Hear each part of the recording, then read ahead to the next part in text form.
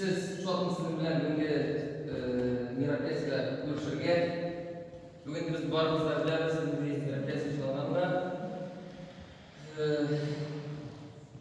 Salavat'ta bizden her vakit aşırı yerden şey buldu. Salavat'ta bizden her şartta da yüreğimizde yaptık bu yaşları gibi her vakit bakıp durur. Hem indi sizge çarpıya gitmesin gile şu şecer Salavat'ta Salavat'ta var bize